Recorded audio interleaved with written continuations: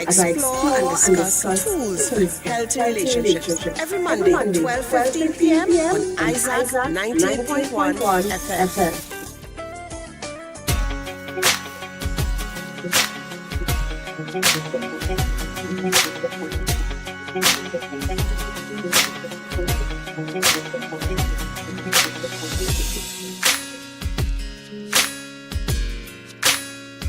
Well, good afternoon to you once again, Trinidad and Tobago, all our listeners. If you're here for the first time, welcome to the program Healthy Relationships. With me today, I've got none other than Petreece, Cuffie, counselor and trainer. Good afternoon to you, Petreece. Good to have you with us today, as per usual. Good afternoon, Tiffany, and good afternoon to all our viewers and listeners. Really, really happy to be here again.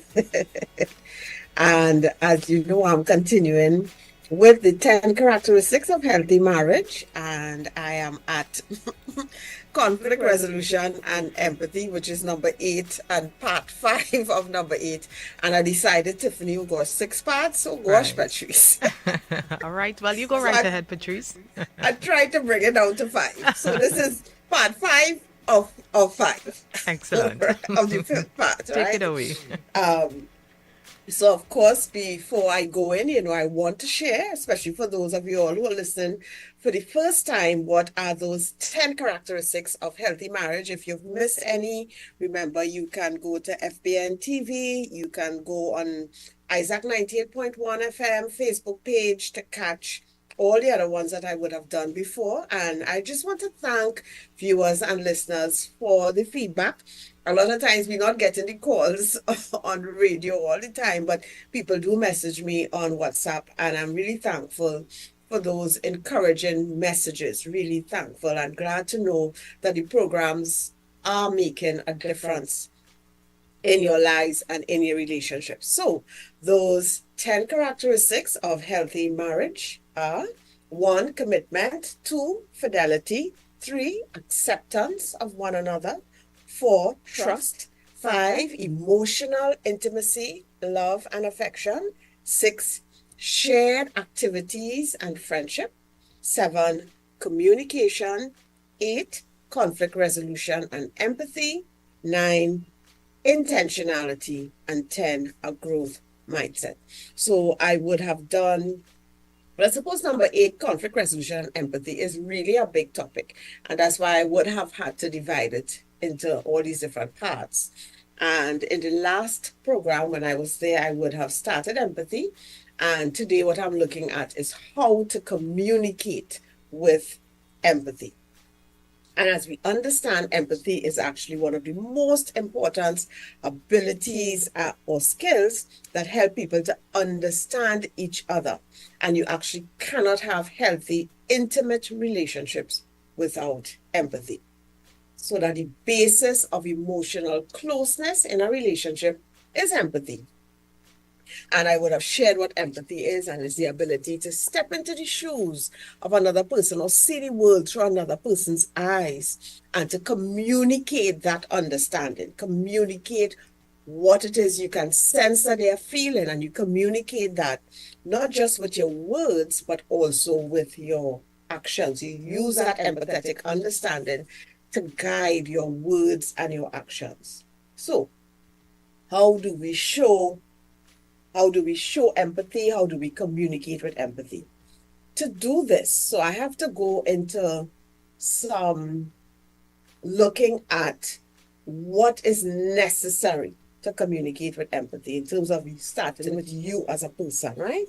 So to do this, we first have to be willing to feel our own feelings. You have to be willing to feel your own feelings. We must tell ourselves that feelings are neither right nor wrong, and feelings cannot harm us. That's very important. What is right or wrong is how we think or how we behave. So I allow myself to feel what I feel, and I decide what I think or what I will do. For example, every day, every morning, Michelle comes to the office and says good morning to everyone but me, right? I say good morning to her, but she never answers. She actually will sometimes look at me and just turn away and go on talking or interacting or doing whatever she's doing. I am not aware that I would have done her anything, right? Anything to hurt her or to disrespect her or to harm her in any way. And of course, I feel embarrassed. I feel rejected. I feel confused. I think about it. I decide to speak to her about it, and she's very dismissive. And she seems to not to know what I'm speaking about. So, of course, I feel rejected, and I feel like a fool, right, for even deciding to share with her. Now, I am fully aware of how I feel. I don't deny it. I don't repress it. Okay? I think about it. What can I do to stop feeling like this? I need to forgive my coworker. I need to pray and ask God to bless her, right? To deliver her, right? Then I need to change my expectations. So what I'm going to be doing is changing my thinking. I need to change my expectations so I stop believing that she would give me what I consider to be normal courtesies of, just being respectful to people, which is a good morning. And I change that expectation. I stop looking for that good morning, right? Whether she does it or not, it does not affect my worth. It does not affect my productivity at work, right? It may be a little uncomfortable in the beginning, right? But that's all right. That's all right. I will continue to say good morning to her and everyone else because I believe it is the right thing to do, whether she responds to me or not. No, because I have allowed myself to feel, really feel, I was able to address the situation in a healthy manner. But just as important, I know what it feels like to feel a little bit rejected, embarrassed, dismissed, and unimportant. So I can now empathize. I can now feel with someone who feels like this. And that is important. So it's important, if we have to be empathetic, we have to be willing to feel our own feelings, to be aware of our own feelings, to identify our own feelings. It is critical. Now, being defensive and having deep insecurities can stop us from being able to feel what another person is feeling, especially if it is our actions that cause pain. So my actions cause you pain, and I don't want to think of myself as someone who's causing somebody else pain. So I could get very defensive about it. I could start blaming, and, if you have deep insecurities, you don't want to see yourself as having issues, it can really cause you not to want to feel what another person is feeling, right? And this is why defensiveness and deep insecurities are very damaging to intimate relationships. So the first thing, if I need to be able to be an empathetic person and to communicate with empathy, I have to be willing to feel my own feelings. Secondly, I must believe that every human being has feelings, right? Every human being has feelings. And I've heard people say, he have no feelings, she has no feelings, right? And this is never the truth.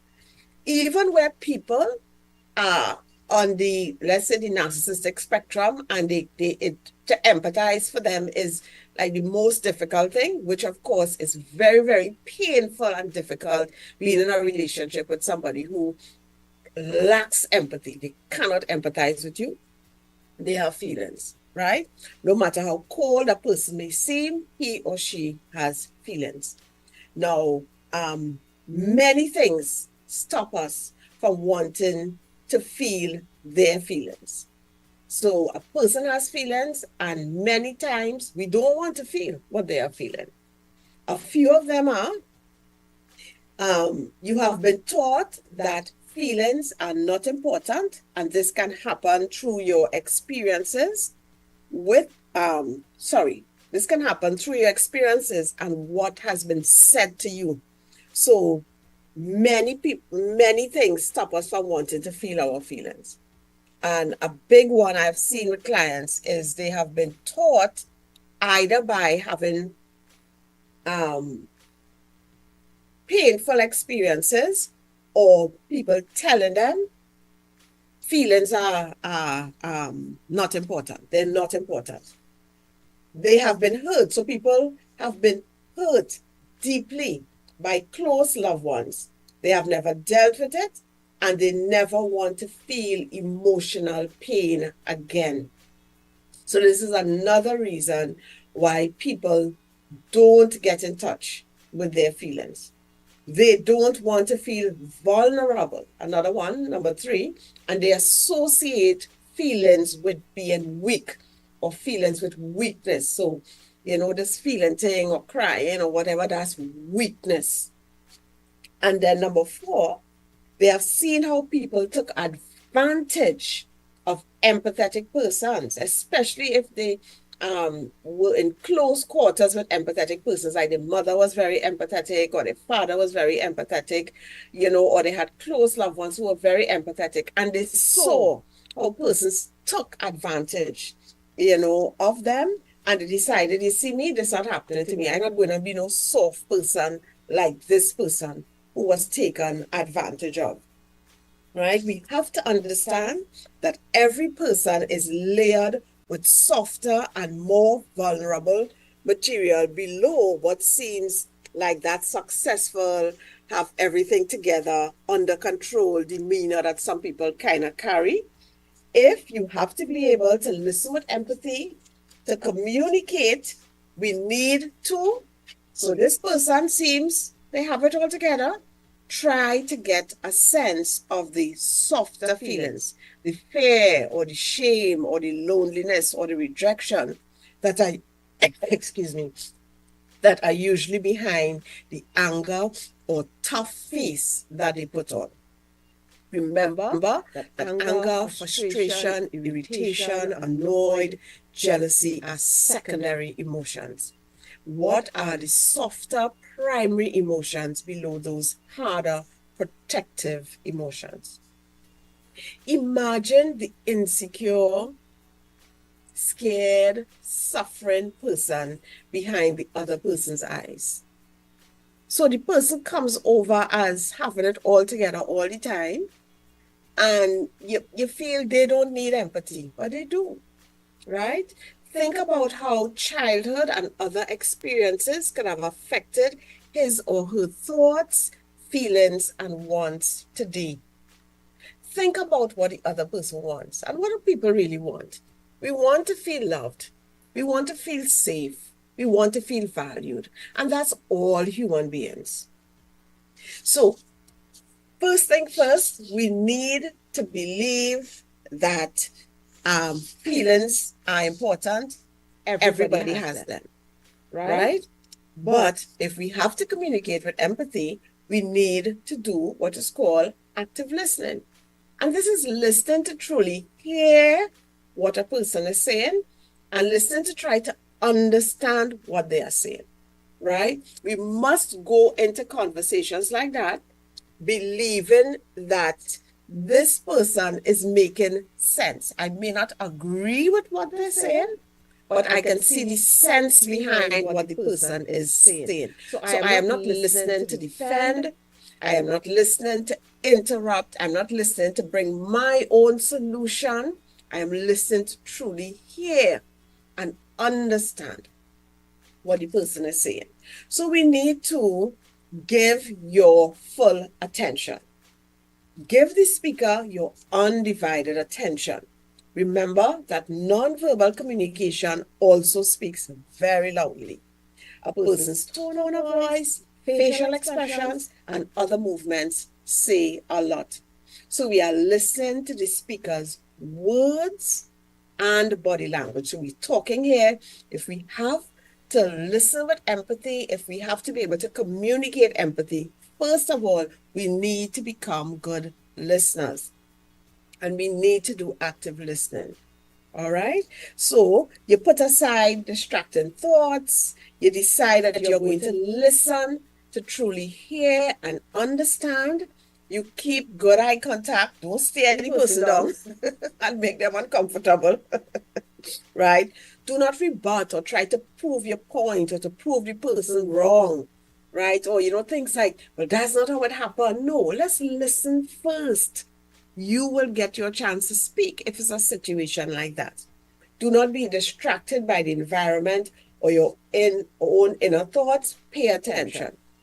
So, example, if my daughter has to share something with me and I realize it's important and I really can't listen at that point in time, I would say to her, just give me 10 minutes. I do the same thing with my husband. If he has to share something important, I will say, babes, and I can't talk now. Just give me a few moments to finish this up so I can really listen to you. Very, very important. And if we're doing active listening, not only do we have to give our full attention, we have to show that we are listening. People say things like, I don't need my eyes to listen, right? Well, body language is important. Body language is communication, right? And we have to understand a lot of our communication is our body language. So use your own body language and gestures to show that you are really listening, not occasionally. Smile, use other facial expressions that will be appropriate, right? Make sure that you have an open posture. Arms folded is a closed posture. So where you fold your arms. So unfold your arms, have your posture relaxed. Not like if I just waiting to pounce on you when you finish speaking, right? Encourage the speaker to continue with small non-verbal comments like, yes, okay, yes, those things. They really help, right? When you really want to listen, it can normally be seen in your body language.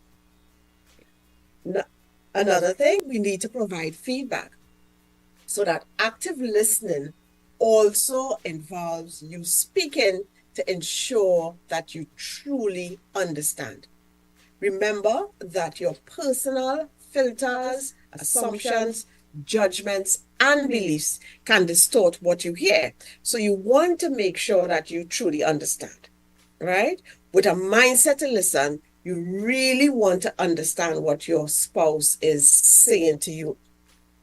This may require you to think about and reflect on what is being said and to ask questions. So you're giving some kind of feedback, and this is not your opinion. This feedback is not your opinion. This feedback is not your solution. This feedback is showing that I really want to understand. There are things I'm not sure that I understand. That is what we're talking about here when we're talking about that, using that word feedback. Reflect on what is being said by paraphrasing or summarizing what I'm hearing is, right? And you paraphrase or summarize. It sounds like you're saying, I'm hearing you say, and you paraphrase, you summarize. Ask questions to clarify certain points. So if there are things that you're not sure that you truly or fully understand, you can ask questions. So not only you can summarize or paraphrase to make sure, okay, what I hear and you're saying is this. Is that what you're saying? And the person can say, well, yes, that's what I said. Or I said that, but I also said this. Or no, that's not exactly what I'm saying. No, what I'm saying is, so we're making sure that we understand. And the clarifying questions now, what do you mean when you say, right? Is it that you mean, so you ask things like that in your own words, but what you're asking, I'm trying to understand what you would have meant by saying so. Allow the speaker to finish each point before asking questions. Please try not to interrupt. Now, speakers, try not to go on and on and on and on and on. A person can only listen for so long. So, try to keep it probably 3 minutes, right? Don't go on and on and on, because then it becomes very difficult to listen. I know some husbands And even some wives, but more husbands say, Petreece, as get my notebook now, my paper or my phone or something, and I'll let her know I'm taking notes as she's talking, because sometimes it's hard for me to recall all that she would have said, right? So we can't do that. Once the couple is okay with that, we can't do that. And it really shows, I really want to hear you. I really want to listen to what you're saying, right? And remember, don't interrupt with your own viewpoint or opinion. So, you have understood. So you have listened. You heard what the person said, and you believe that you understand what they have said, and you need to now respond, empathy. So, of course, the reason for active listening, making sure that you understand, making sure that you get the information and the perspective that was shared. So how to respond with empathy. So how to respond? Two things you need to do. One, two things you need to do. What you've heard them say. Restate what you've heard them say. And in there you're showing the empathy. That's the first thing. So and in there you're showing the empathy. So provide a brief summary of the content, or something very brief, right? And acknowledge their feelings. So, for example, it really sounds like you feel powerless and scared, which is a feeling when you see our financial situation. Right? It seems like you sound powerless and scared, the feeling when you see our financial situation, which is the content, right? And you feel disappointed, which is the feeling that I made this decision to do classes at this time, which is the content.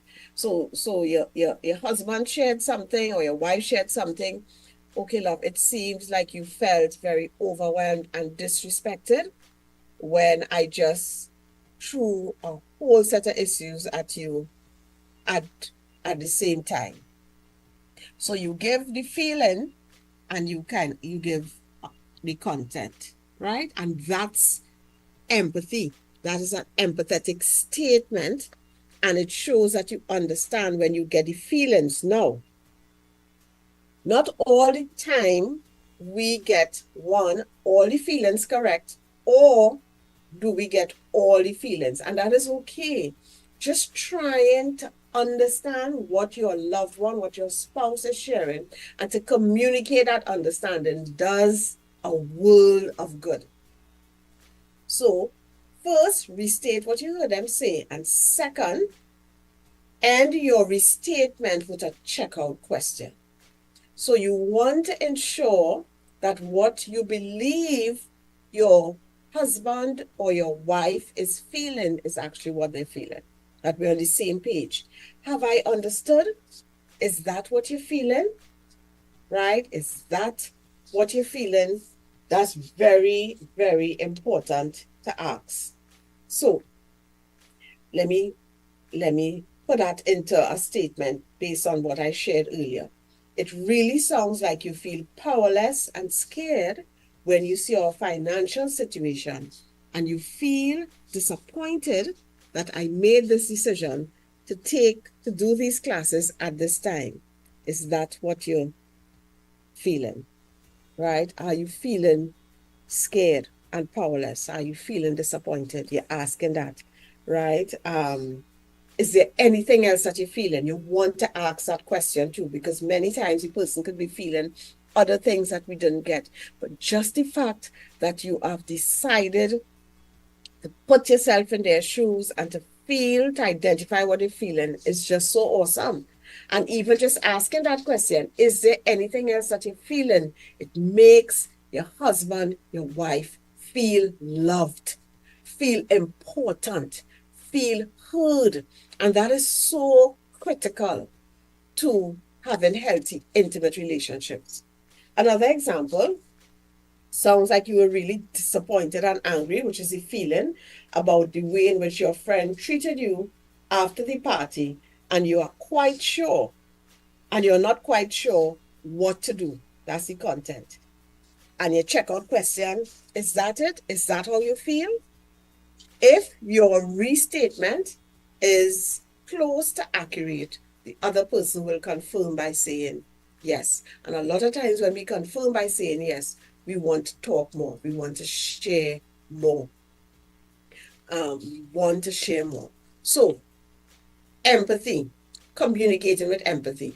You share feeling with a little bit of the content. I could imagine you would have felt used and unloved when I took the money that we said we would use towards paying that installment and I didn't say anything to you. Is that how you feel? Right? That's an empathetic statement. That's communicating with empathy. So you're trying to see the situation through your spouse's eyes and to identify what you think he or she is feeling and put that into a statement with a checkout question. Now, when should we use empathy or when should we respond with empathy? We use empathy when someone seems to be sharing verbally or non-verbally some emotion or emotions. And most of the time in intimate relationships, especially when there are issues, when there's something that happened that seems to bother your husband or your wife, even though they are not using feeling words, you need to respond with empathy because there is some type of pain in there. And remember, empathy is not just for painful things, it's also for good things. So empathy is not only when things are painful, but also things are wonderful. So imagine your spouse, coming home and sharing that they got this big commendation from all the senior managers on the job for work that they had been doing on a project for the last 8 months. So your husband say, hey, love, so and so and so. So these big managers, they came and they told me I did such an awesome job. They seeing that, what I'm doing, I'm being seen. And, girl, how I've been working on this for so long, these last 8 months. And your response is, oh, that's great. That's great, love. Dinner will be ready at 8. Right? Of course, that is not a healthy response. Even for good things, we need to respond with empathy, right? Also remember that feelings of anger, frustration, irritated, annoyed, and I speak about this a lot, are all in the angry family of emotions.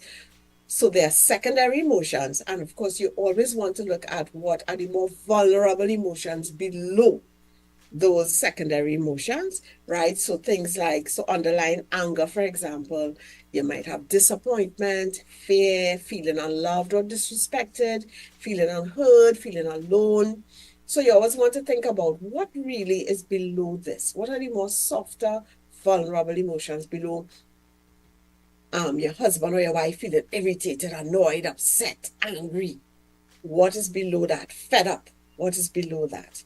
So when someone seems to be sharing verbally or non-verbally some emotion or emotions, we should use empathy, even if it seems to be something wonderful.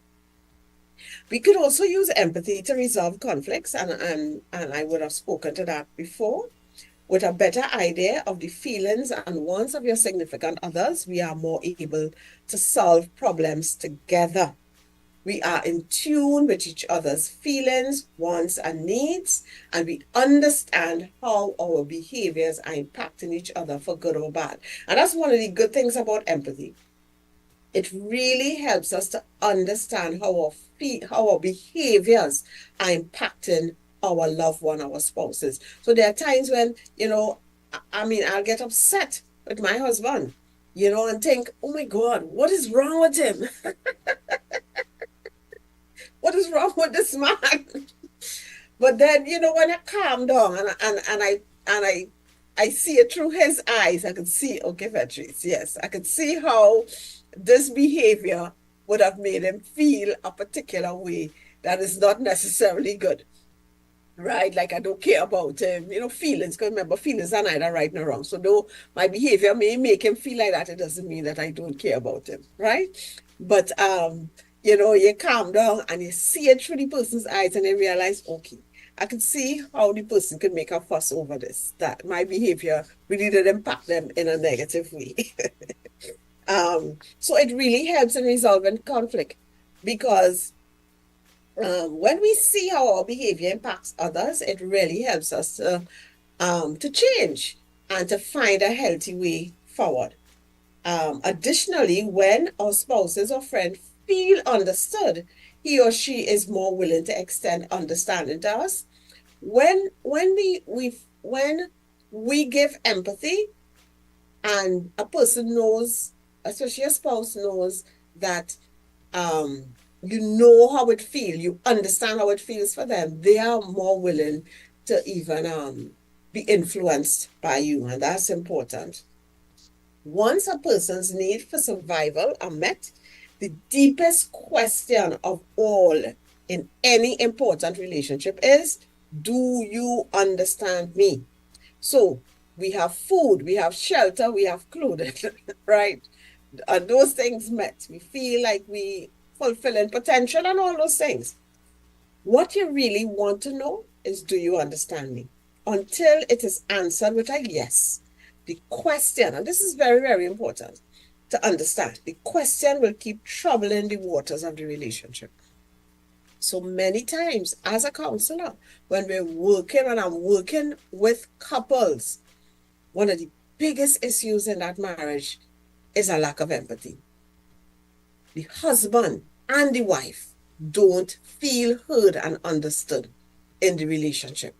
And that is as a result of a lack of empathy. Of course, other things impact that because sometimes we're not even good listeners. We're defensive. We always interrupting.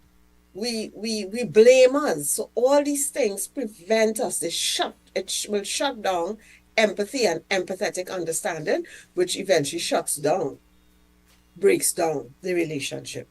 So when understanding is continually refreshed by new empathy, our relationships stay strong. And, I know my husband normally listens. So even if he's listening now, I think one of the things that have really helped us to have a really beautiful marriage, which I am always thankful to God for, is the fact that we have truly been able to master empathy in our relationship, and it was a work in progress. It wasn't that this was something in terms of we were always at the top of our game with, but thankfully, by God's grace, better and better at it, and a relationship where empathy is strong, it really is a beautiful relationship. And we can also use empathy not just to resolve conflict, but also to have a confrontation. So let's say you want to confront your husband or your wife on something that they seem to be doing over and over, right? You don't want to just go and say, you always or you never. We don't do that, right? So you can say, I notice when you get angry, you would slam the door. And I know it's because you feel frustrated and powerless at that time. Can we talk about finding another way to deal with that? Because it really makes me and the children feel really scared. And, so you're sharing from a place where I could see how you feel. So if you say, I know sometimes I can come over very disrespectful and even unloving, and that may make you, lash out in anger, and you may slam the doors and cuff the wall. And I know I need to make changes with my behavior. Can we talk about how we can change this so that I can change my behavior and you can change your behavior? So you're using empathy to deal with the situation. So you're seeing the situation through your spouse's eyes, thinking about how he or she may be feeling, and you're using that as a way to talk about an issue. And I'm looking at the time, so I want to close this segment on empathy with a little excerpt from an article. And I'm sharing from an article by Dr. Margaret Paul, and it's entitled Empathy and Compassion, Essentials for Relationships. And quote, problems also arise when one partner, due to his or her level of empathy and compassion, cares deeply about the other person's happiness and fulfillment, but the other partner, due to shutting down their ability to empathize or not develop this ability, does not support the other's desire for fulfillment. It is only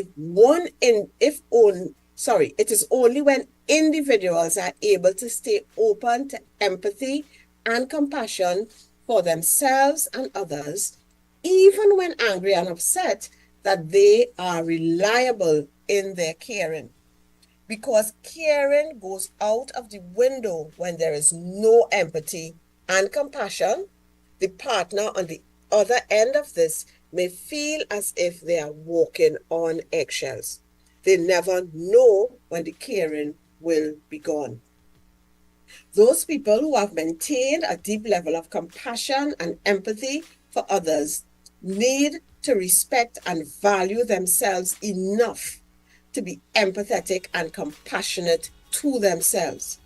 They need to make sure that their empathy and compassion for others does not mean that they allow themselves to be abused or disrespected in their relationships. And this is very important, because when people are very empathetic and compassionate, they can actually sometimes, a lot of times, not intentionally be used and abused and disrespected in relationships. Those people who have shut down their empathy and compassion can begin to be open to it again by deciding to be open about their childhood wounds and allowing themselves to be healed. It is unlikely that if you shut down your compassion when you were a small child, you will be able to feel deep empathy and compassion for others until you feel it for yourself. People who don't shut down as children can feel it for others without feeling it for themselves, which is what often makes them into caretakers. So you feel a lot of empathy for others, but you don't feel empathy for yourself. They give their caring to others, but none to themselves. Caretakers often partner with takers. Hear this again?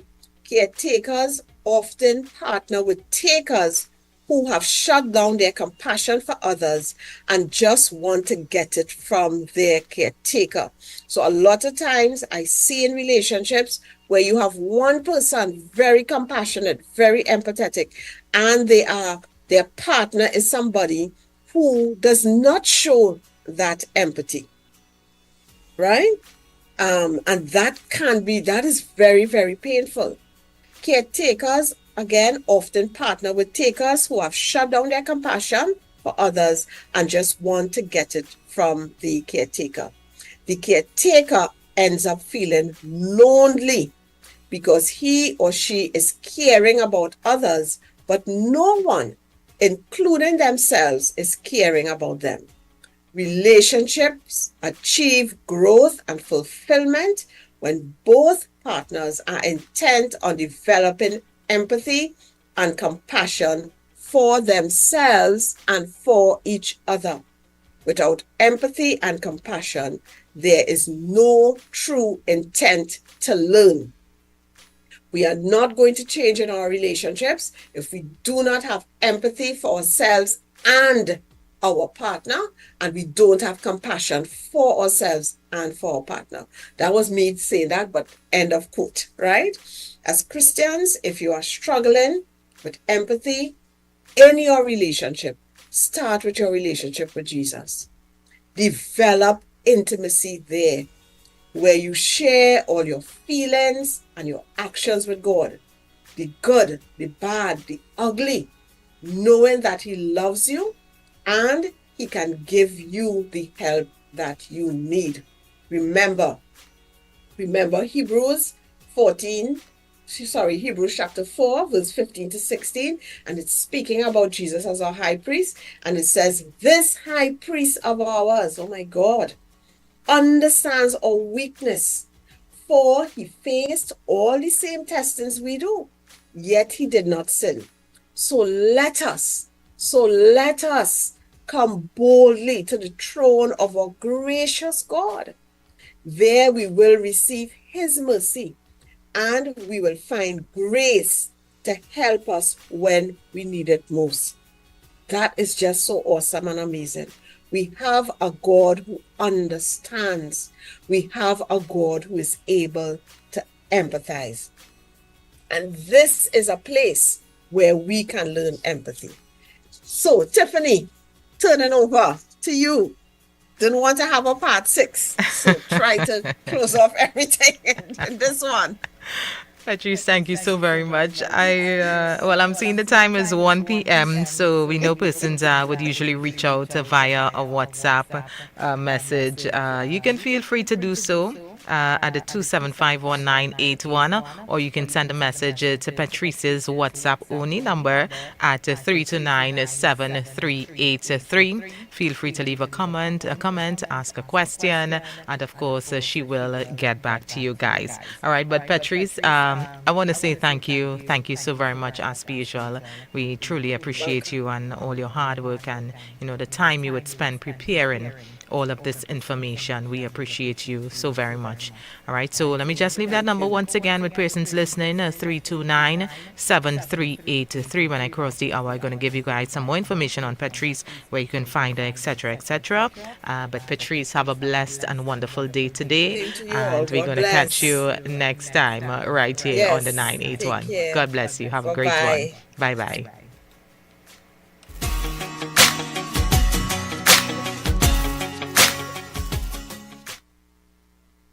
Counselor and trainer, and one of my deepest desires is to see people experience the fulfillment and growth that comes through healthy relationships. We're wired for relationships, so tune in and join with me as I explore and discuss tools for healthy relationships every Monday, 12:15 p.m. on Isaac 98.1 FM. Isaac 98.1 FM, inspiring